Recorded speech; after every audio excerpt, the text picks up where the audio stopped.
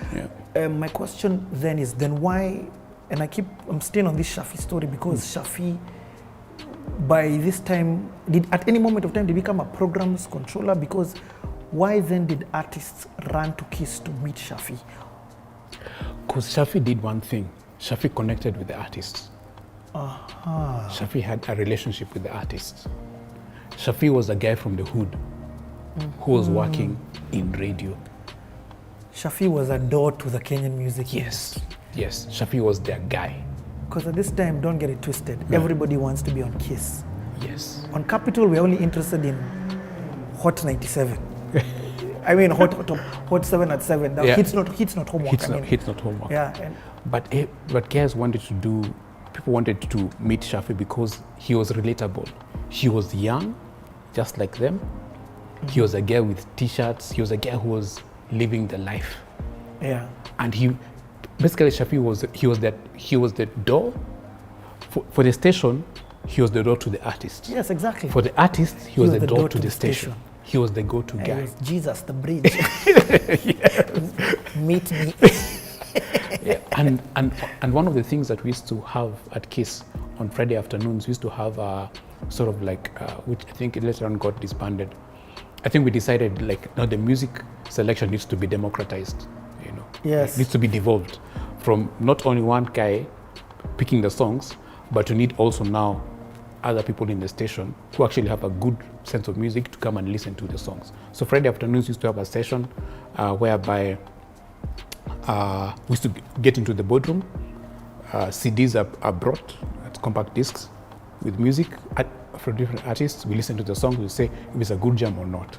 Some would go straight into the playlist. Others would go into research. Like, we're not too sure about this song, we'll work on it. Others would go into the bin.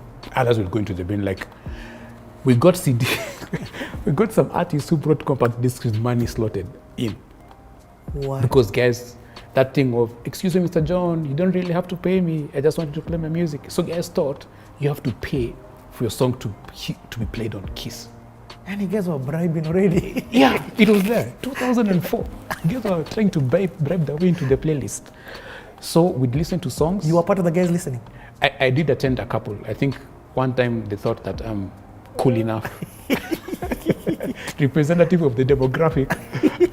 I got called, or maybe it was a CSR thing. I don't know. So it didn't matter how good your song was if it wasn't reaching the demographic.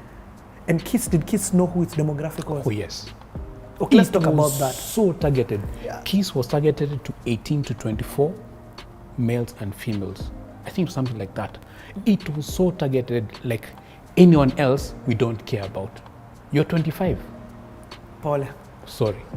It was so, that's why I was saying the music was research driven. And that's what made KISS number one. And even the whole thing of repeating songs, it is a science that had been proven. I call it the Jaguar effect or the RK effect. Have you heard how many times Jaguar says Navuka Buddha in a song? Oh, really? And you don't get pissed off in every other song. Or Yeah. Anyway.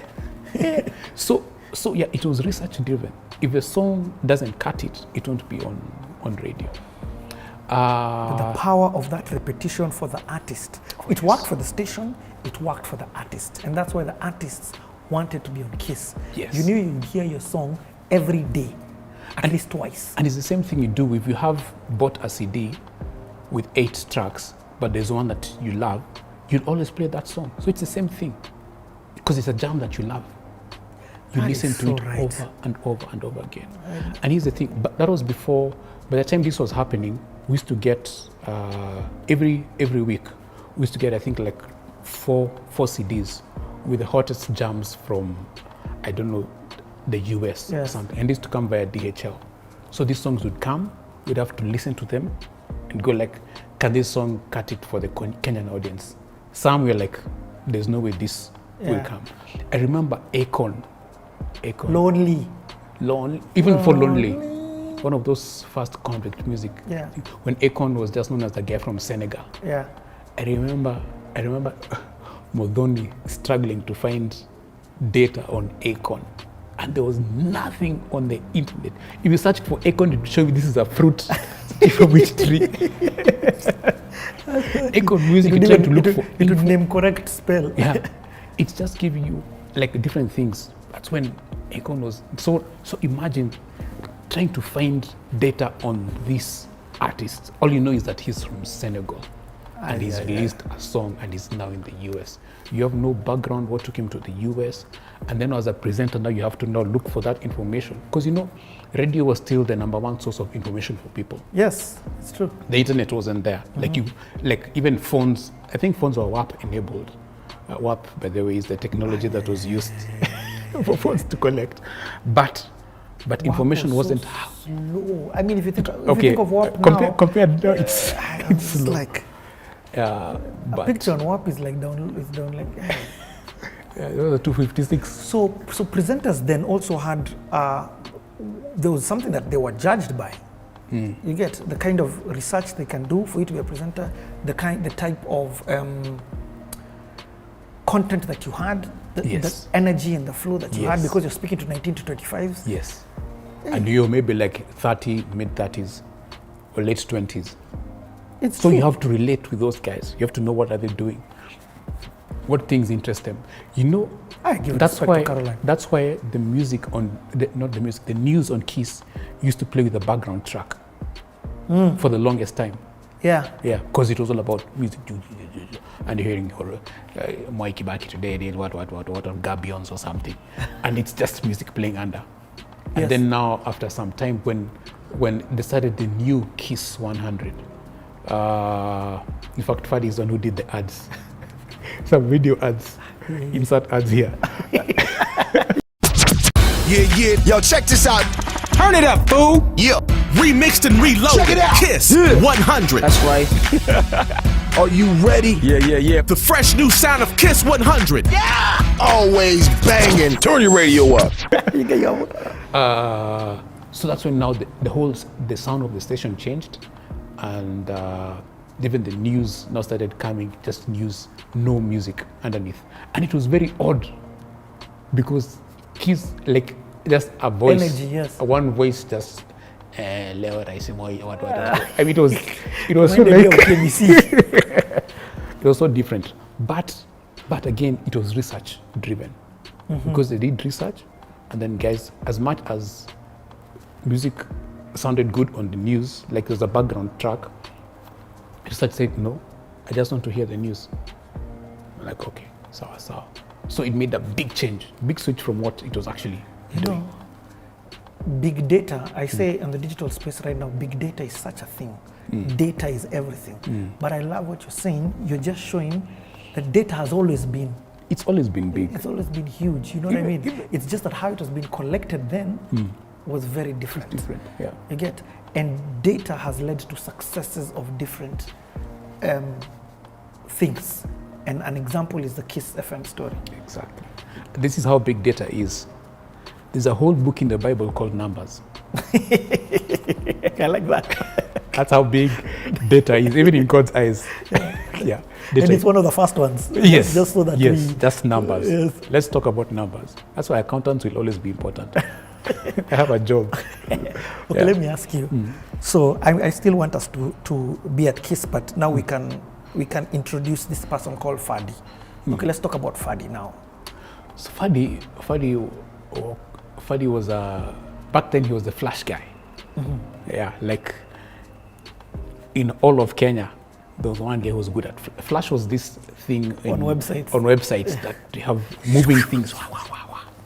That was Fadi. He was the Flash guru in Kenya, self-taught, by the way. So he came and he was helping Kiss design their website, the Kiss FM website. Yes.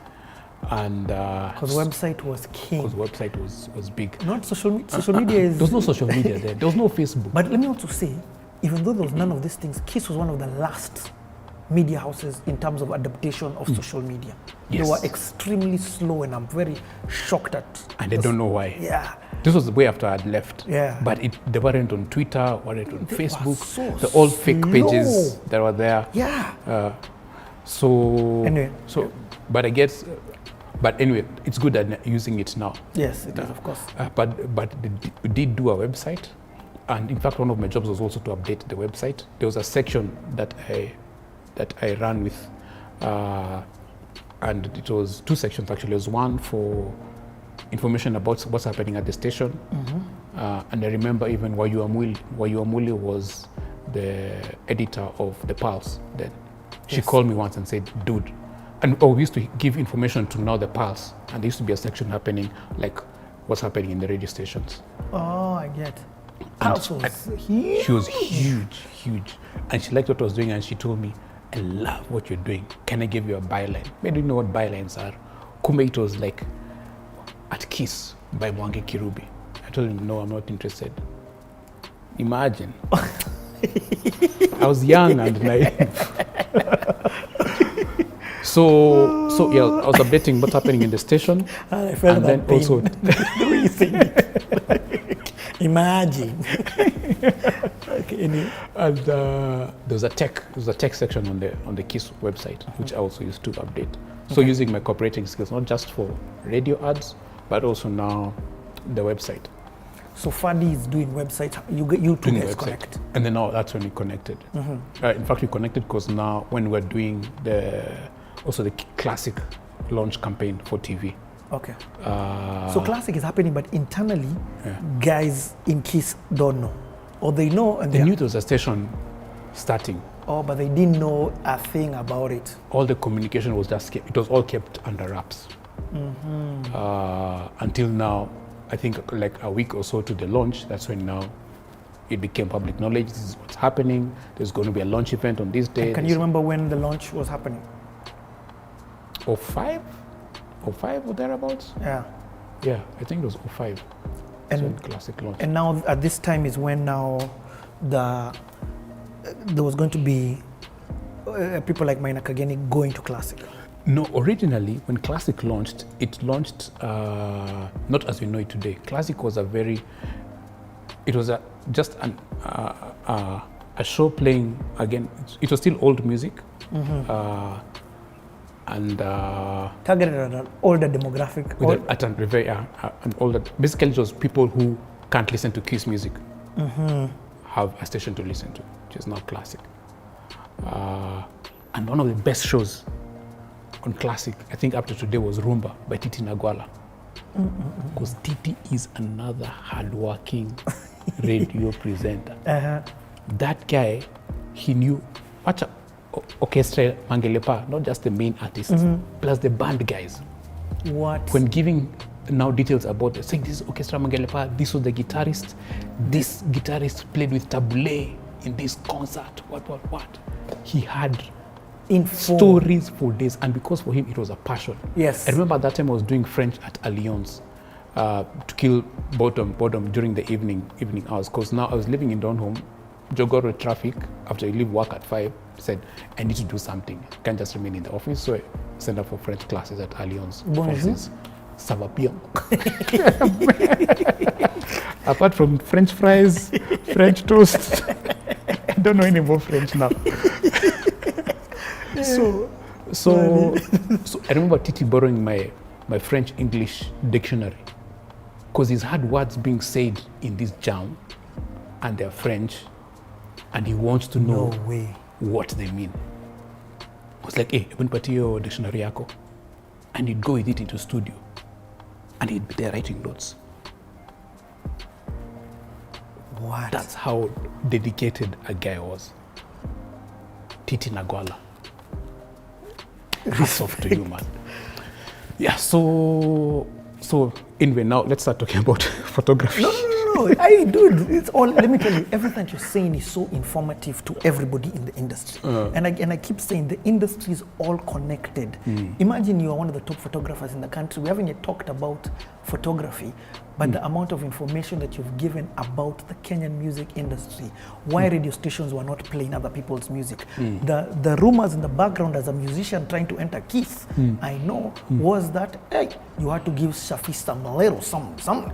But clearly, he didn't have the powers at that time. You get what I mean? And even if you gave him, he couldn't play a rubbish song onto KISS So Yeah. you're wasting your money because Yeah. KISS had a system. Yeah. So it's so important for people to understand the system that may govern, like for example now, NRG radio. Yes. You get? Yes. So what you've done, because they're all copying from the guys who came before.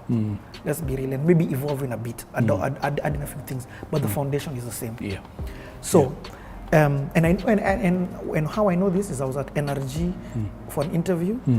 They had none of my songs. The only song they had of mine, of my 70 songs, was 70 was one. Dude, you need to be sitting here. Was one with Holy Dave and Joey, and they cut off my verse. They only cut my verse. So and I understood it because my songs don't fit the station. So to move on to back to what you're saying. Now, what begins happening in KISS for your have you held a camera this time? You talked about an event happening. I'm sure those events have photographers. Who are the photographers you know in the industry? Where are you getting material to put on that website and stuff like that? So a lot of stuff got plagiarizing on the internet.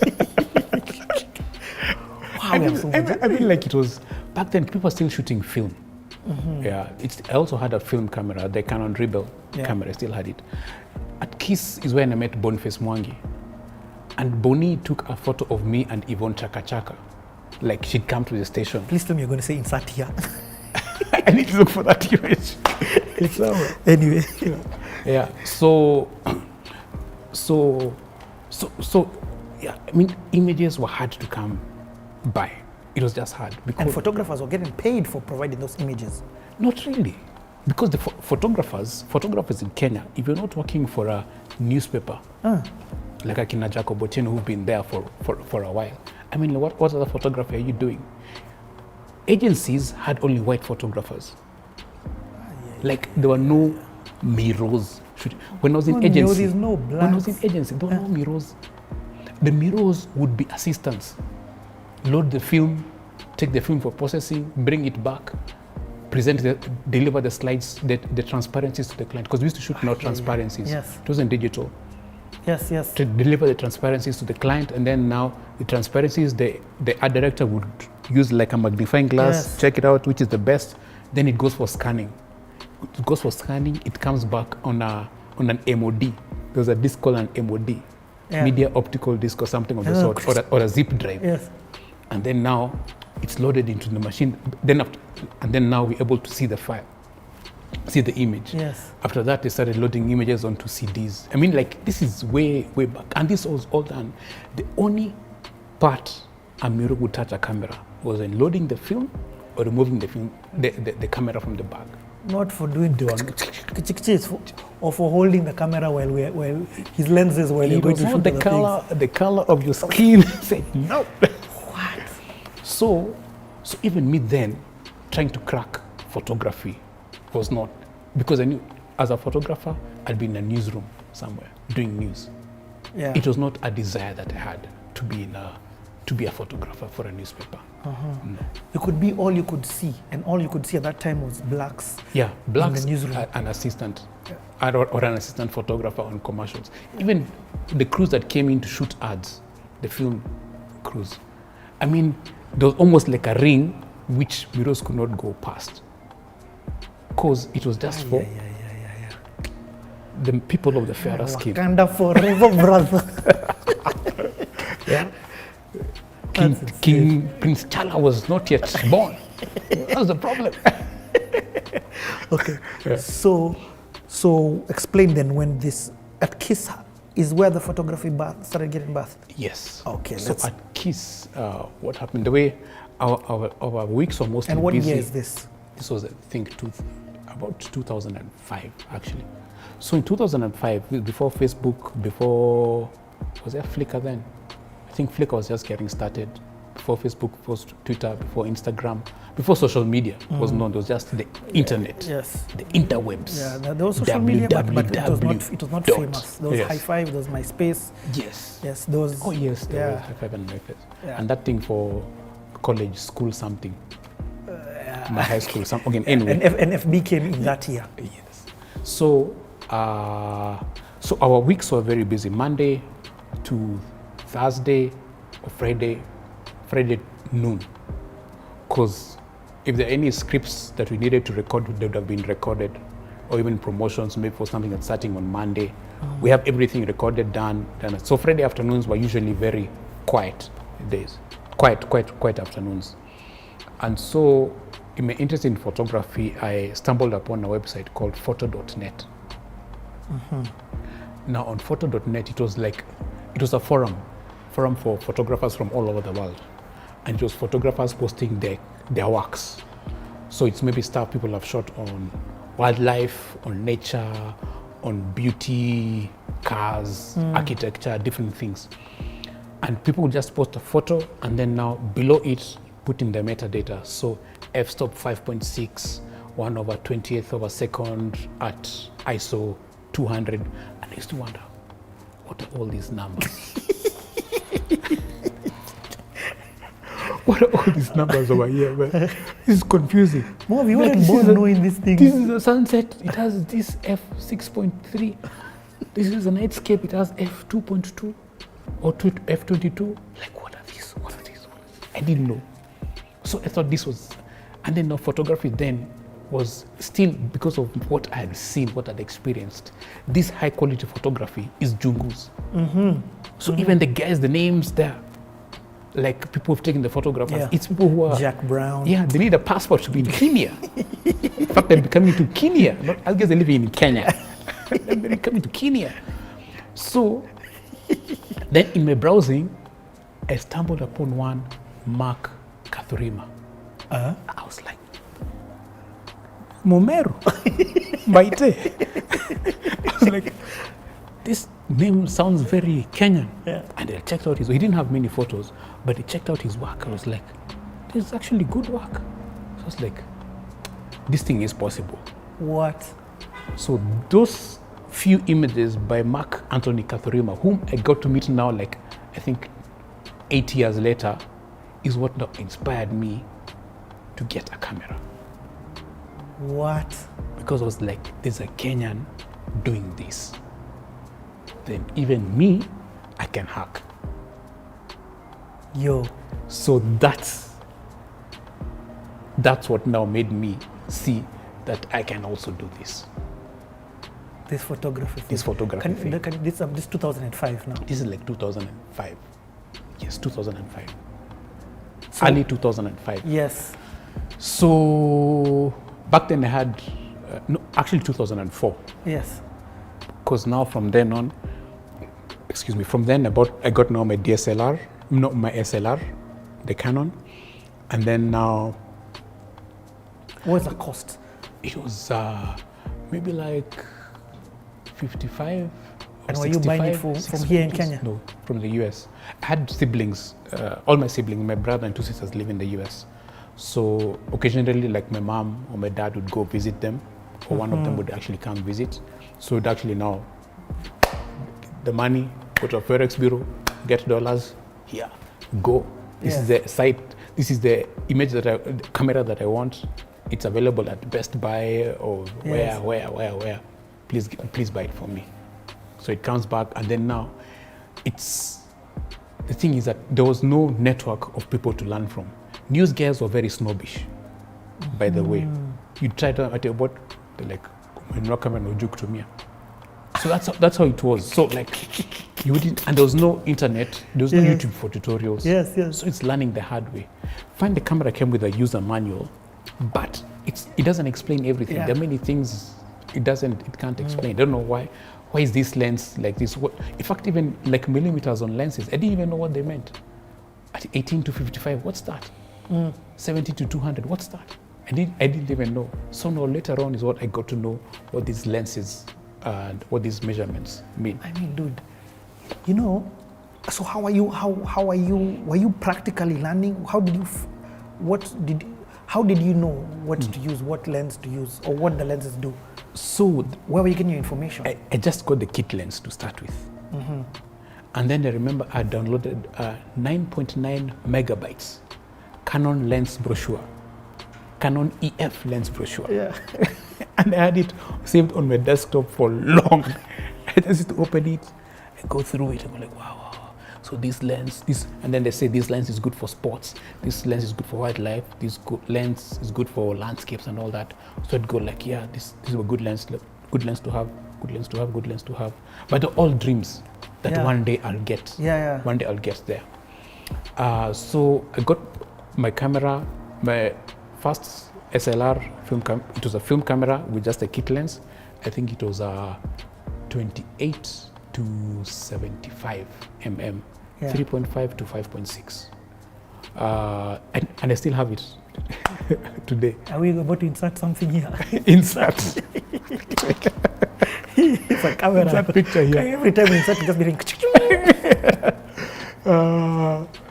Then from then on, I bought a film camera when film was almost like when digital was now starting. Yes. But digital cameras were still very expensive. It's cameras that were shooting 4 megapixels, but man, if you didn't have like 200 Gs, you couldn't get that camera. So in 2005, when I got frustrated at work. Yes. Me and my boss, we did not agree on many things. It's mostly me not agreeing with how things were running within the department. Because I felt because I was a very responsible kind of person, very diligent with what I did, a lot of work ended up on my desk. And when we were supposed to split the jobs, a lot of work just ended up on my desk. And even stuff that he was supposed to do as the department head ended up on my desk. And I had to cover for him a couple of times. So I was like, you know what? This is not it. Is there more pay coming with this? Or? No. There's no more pay coming with this. I'm the boss. So I was like, nah, I don't like this. I don't like the arrangement here. I need to move. So what I did is I wrote a resignation letter. I didn't have a computer at home, so I just typed it out in the computer in the office. And before I printed it, I was like, or maybe I should pray about this first. So I renamed the file. Obviously, you can't just save the file, Mwangi Kirubi resignation letter, and then submit on the desktop on a machine that is being used by many guys. So I gave it a different file name and then put it somewhere in a folder somewhere in the computer and left. And I decided, let me pray about it. So I think about 5 or so, 6 weeks later, I felt God saying, yeah, you can resign. Because you've brought up the God element, I'd like to know, and it sounds like you're very in the spiritual path, especially in this entertainment industry that was difficult to find at the time. Tell us a little bit about that journey, and then we enter into the photography, because I'm sure that God element played a huge role in a lot of the decisions that you made, or that you're still making in your life. Yeah. Okay. Yeah. I was in the seminary to become a priest.